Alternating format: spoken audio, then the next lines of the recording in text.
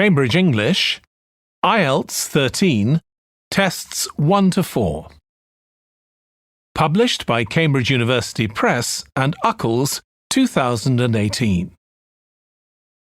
This recording is copyright. CD 1.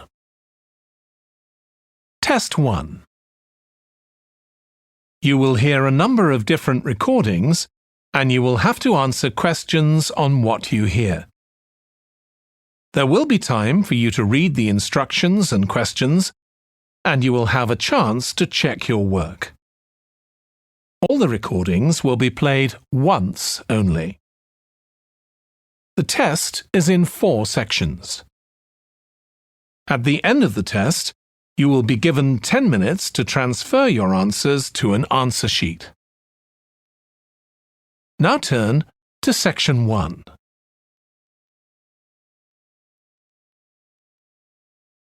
Section 1. You will hear a telephone conversation between a woman who wants to attend a cookery class and an official at a tourist information centre. First, you have some time to look at questions 1 to 6.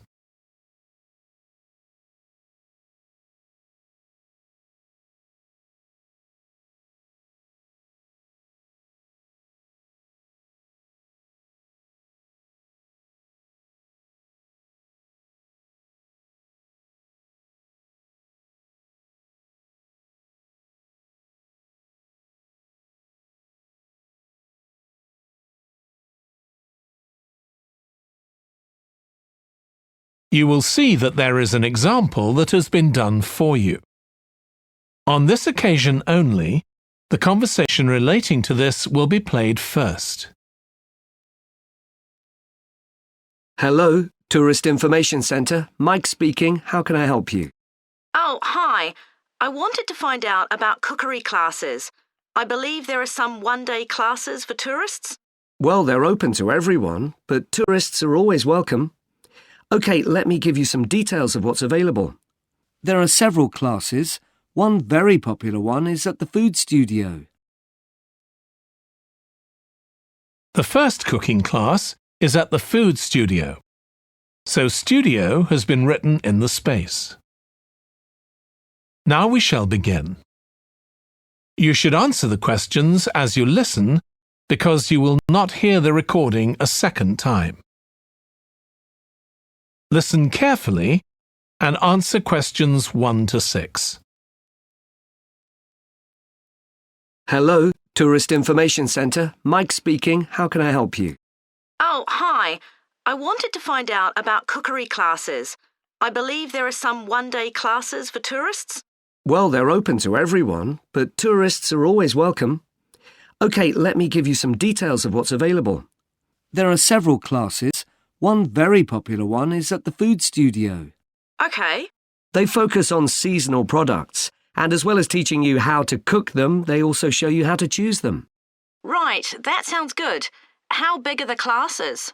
I'm not sure exactly, but they'll be quite small. And could I get a private lesson there? I think so. Let me check. Yes, they do offer those. Though, in fact, most of the people who attend the classes find it's a nice way of getting to know one another. I suppose it must be, yes. And this company has a special deal for clients where they offer a discount of 20% if you return for a further class. OK, but you said there were several classes. That's right. Another one you might be interested in is Bond's Cookery School. They're quite new. They just opened 6 months ago, but I've heard good things about them. They concentrate on teaching you to prepare healthy food, and they have quite a lot of specialist staff. So is that food for people on a diet and things like that? I don't know if I'd be interested in that. Well, I don't think they particularly focus on low-calorie diets or weight loss. It's more to do with recipes that look at specific needs, like including ingredients that will help build up your bones and make them stronger, that sort of thing. I see. Well, I might be interested. I'm not sure. Do they have a website I could check? Yes. Just key in the name of the school. It'll come up. And if you want to know more about them, every Thursday evening they have a lecture at the school. It's free, and you don't need to book or anything. Just turn up at 7:30. And that might give you an idea of whether you want to go to an actual class. Before you hear the rest of the conversation, you have some time to look at questions 7 to 10.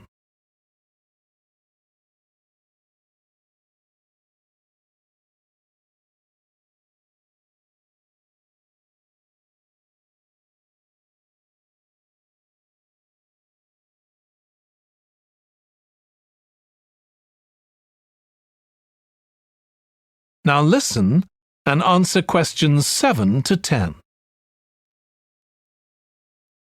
OK, there's one more place you might be interested in. That's got a rather strange name. It's called the Ielts Centre. That's spelled A-R-R-E-T-S-A. OK. They've got a very good reputation. They do a bit of meat and fish cookery, but they mostly specialise in vegetarian dishes. Right. That's certainly an area I'd like to learn more about. I've got lots of friends who don't eat meat. In fact, I think I might have seen that school today. Is it just by the market? That's right. So they don't have any problem getting their ingredients. They're right next door. And they also offer a special 2-hour course in how to use a knife. They cover all the different skills, buying them, sharpening, chopping techniques. It gets booked up quickly, though, so you'd need to check it was available. Right. Well, thank you very much. I'll go and check that out. That is the end of section 1. You now have half a minute to check your answers.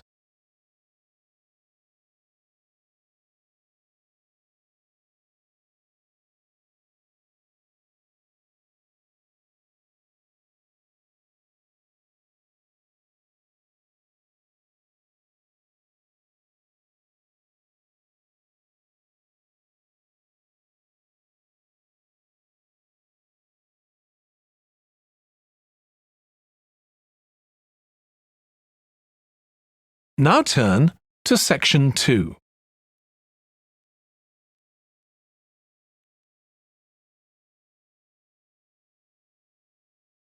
Section 2. You will hear the chairman of the Highways Committee of Granford speaking to members of the public about proposed changes to traffic and parking in the area. First, you have some time to look at questions 11 to 13.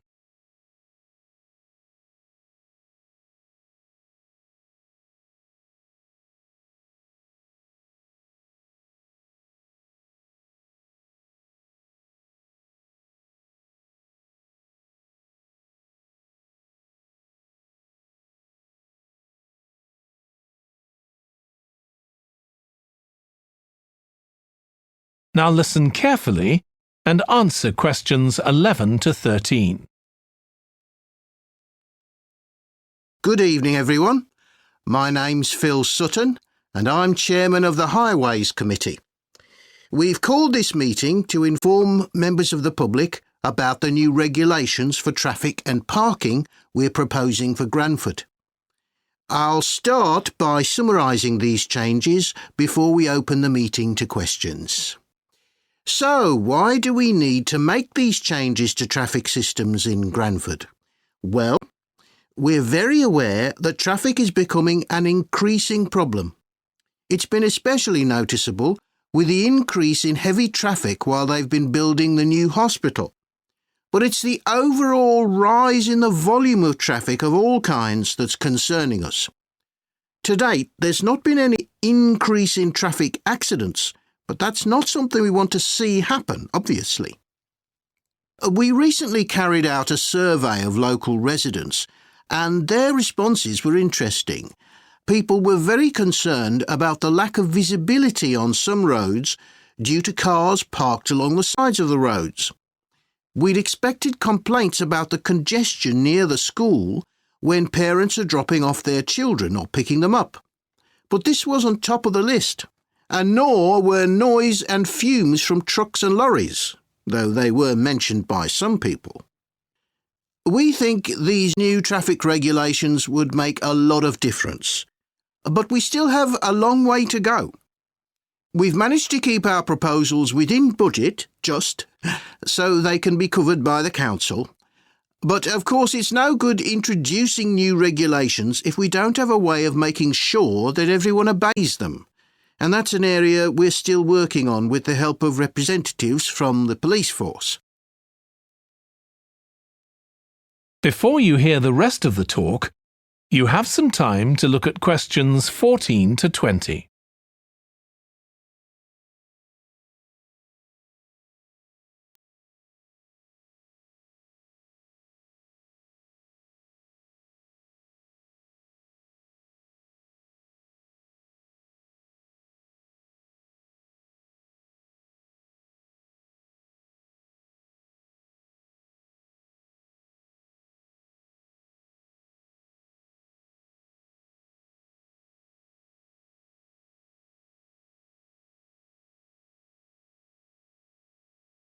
Now listen and answer questions 14 to 20. OK, so this slide shows a map of the central area of Granford with the High Street in the middle and School Road on the right. Now, we already have a set of traffic lights in the High Street at the junction with Station Road, but we're planning to have another set at the other end at the School Road junction to regulate the flow of traffic along the High Street. We've decided we definitely need a pedestrian crossing. We considered putting this on School Road just outside the school, but in the end we decided that could lead to a lot of traffic congestion. So we decided to locate it on the High Street, crossing the road in front of the supermarket. That's a very busy area, so it should help things there. We're proposing some changes to parking. At present, parking isn't allowed on the High Street outside the library, but we're going to change that and allow parking there, but not at the other end of the High Street near School Road. There'll be a new no parking sign on School Road just by the entrance to the school, forbidding parking for 25 metres. This should improve visibility for drivers and pedestrians, especially on the bend just to the north of the school. As far as disabled drivers are concerned, at present they have parking outside the supermarket, but lorries also use those spaces, so we've got 2 new disabled parking spaces on the side road up towards the bank. It's not ideal, but probably better than the present arrangement. We also plan to widen the pavement on School Road. We think we can manage to get an extra half metre on the bend just before you get to the school, on the same side of the road. Finally, we've introduced new restrictions on loading and unloading for the supermarket, so lorries will only be allowed to stop there before 8 a.m. That's the supermarket on School Road. We kept to the existing arrangements with the High Street supermarket. OK, so that's about it. Now, That is the end of section 2. You now have half a minute to check your answers.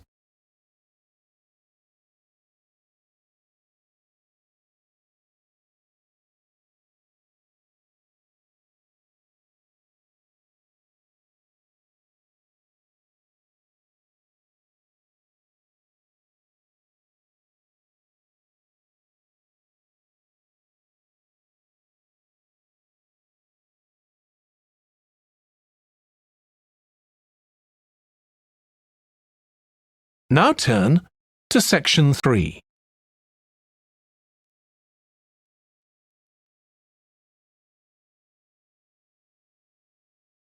Section 3. You will hear 2 biology students called Emma and Jack discussing an experiment they are going to do together. First, you have some time to look at questions 21 to 25.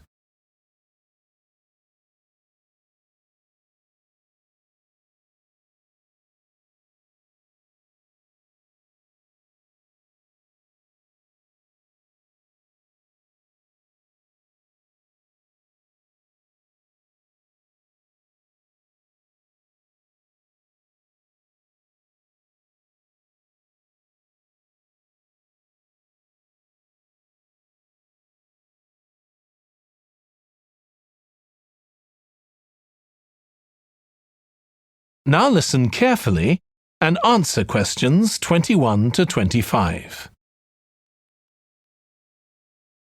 We've got to choose a topic for our experiment, haven't we, Jack? Were you thinking of something to do with seeds? That's right. I thought we could look at seed germination, how a seed begins to grow. OK. Any particular reason? I know you're hoping to work in plant science eventually. Yeah, but practically everything we do is going to feed into that. No, there's an optional module on seed structure and function in the 3rd year that I might do. So I thought it might be useful for that. If I choose that option, I don't have to do a dissertation module. Good idea. Well, I thought for this experiment, we could look at the relationship between seed size and the way the seeds are planted. So we could plant different sized seeds in different ways and see which grow best. OK. We'd need to allow time for the seeds to come up. That should be fine if we start now. A lot of the other possible experiments need quite a bit longer. So that'd make it a good one to choose. And I don't suppose it'd need much equipment. We're not doing chemical analysis or anything. Though that's not really an issue. We've got plenty of equipment in the laboratory. Yeah, we need to have a word with the tutor if we're going to go ahead with it, though. I'm sure our aim's okay. It's not very ambitious, but the assignment's only 10% of our final mark, isn't it? But we need to be sure we're the only ones doing it. Yeah, it's only 5% actually, but it'd be a bit boring if everyone was doing it. Did you read that book on seed germination on our reading list? The one by Graves? I looked through it for my last experiment, though it wasn't all that relevant there. It would be for this experiment, though. I found it quite hard to follow. Lots about the theory, which I hadn't expected. Yes, I'd been hoping for something more practical. It does include references to the recent findings on genetically modified seeds, though. Yes, that was interesting. I read an article about seed germination by Lee Hall. About seeds that lie in the ground for ages and only germinate after a fire. That's the one. I knew a bit about it already, but not about this research. His analysis of figures comparing the times of the fires and the proportion of seeds that germinated was done in a lot of detail. Very impressive. Was that the article with the illustrations of early stages of plant development? They were very clear. I think those diagrams were in another article. Before you hear the rest of the discussion, you have some time to look at questions 26 to 30.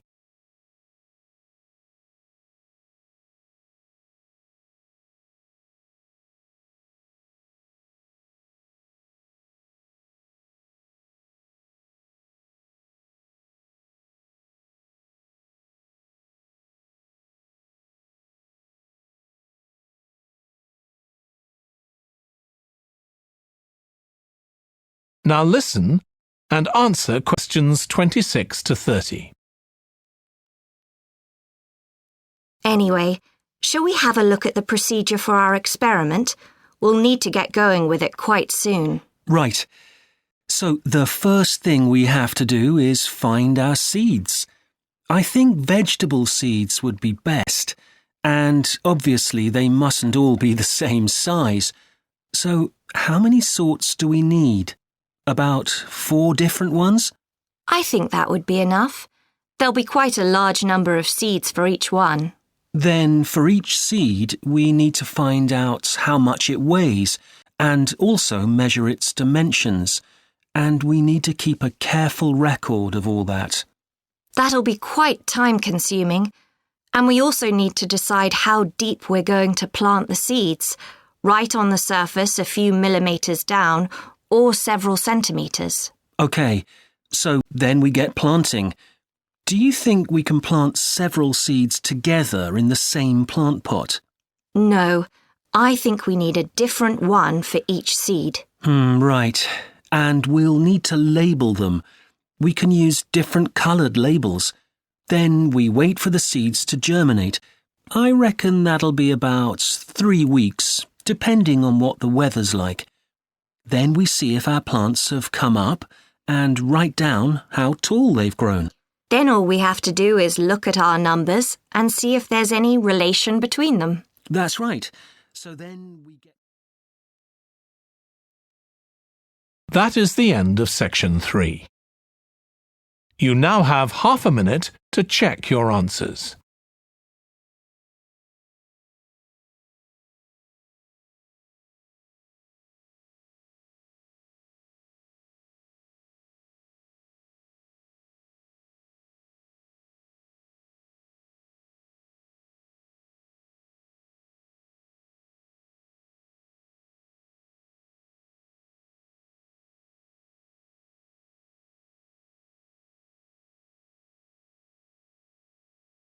Now turn to section 4.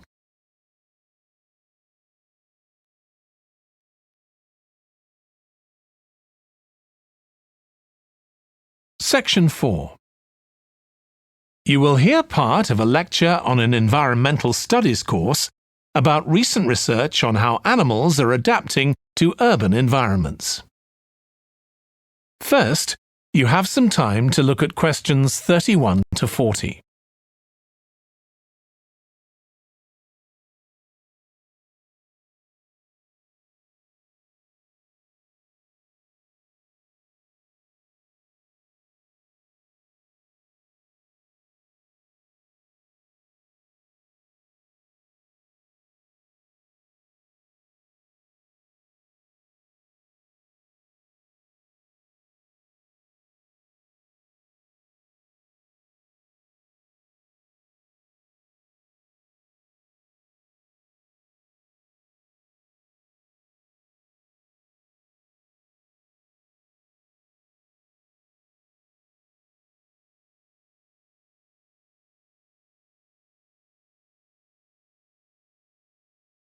Now listen carefully and answer questions 31 to 40.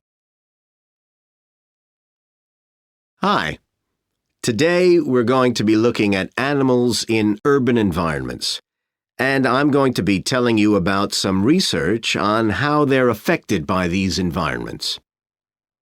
Now, in evolutionary terms, urban environments represent huge upheavals, the sorts of massive changes that usually happen over millions of years. And we used to think that only a few species could adapt to this new environment. One species which is well known as being highly adaptable is the crow, and there have been various studies about how they manage to learn new skills. Another successful species is the pigeon, because they're able to perch on ledges on the walls of city buildings, just like they once perched on cliffs by the sea. But, in fact, we're now finding that these early immigrants were just the start of a more general movement of animals into cities, and of adaptation by these animals to city life. And one thing that researchers are finding especially interesting is the speed with which they're doing this. We're not talking about gradual evolution here. These animals are changing fast. Let me tell you about some of the studies that have been carried out in this area.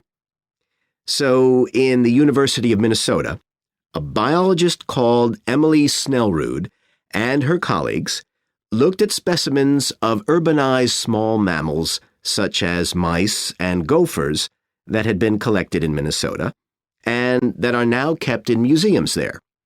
And she looked at specimens that had been collected over the last 100 years, which is a very short time in evolutionary terms. And she found that during that time, these small mammals had experienced a jump in brain size when compared to rural mammals. Now, we can't be sure this means they're more intelligent, but since the sizes of other parts of the body didn't change, it does suggest that something cognitive was going on. and Snellrud thinks that this change might reflect the cognitive demands of adjusting to city life, having to look in different places to find food, for example, and coping with a whole new set of dangers. Then over in Germany, at the Max Planck Institute, there's another biologist called Katharina Miranda, who's done some experiments with blackbirds living in urban and rural areas, and she's been looking not at their anatomy, but at their behavior. So, as you might expect, she's found that the urban blackbirds tend to be quite bold. They're prepared to face up to a lot of threats that would frighten away their country counterparts. But there's one type of situation that does seem to frighten the urban blackbirds, and that's anything new, anything they haven't experienced before. And if you think about it, that's quite sensible for a bird living in the city.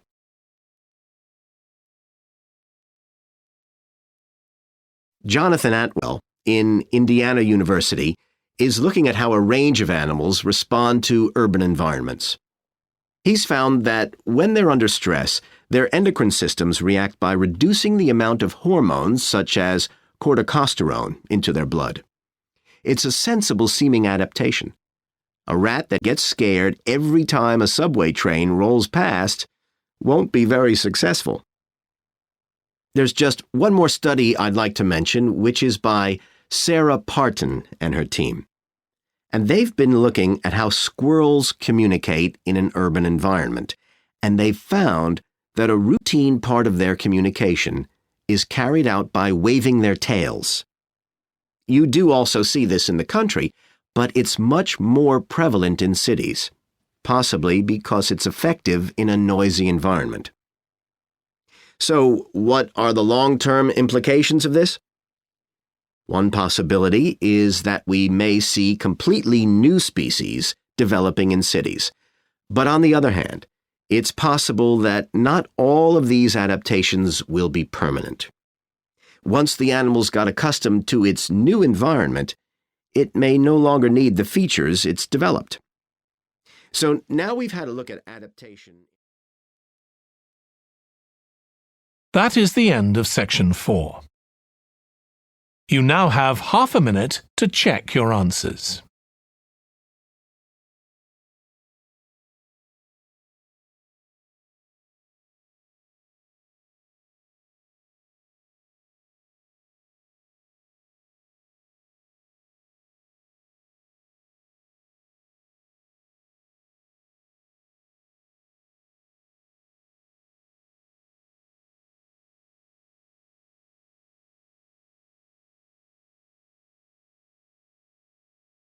That is the end of the listening test. In the Ielts test, you would now have 10 minutes to transfer your answers to the answer sheet.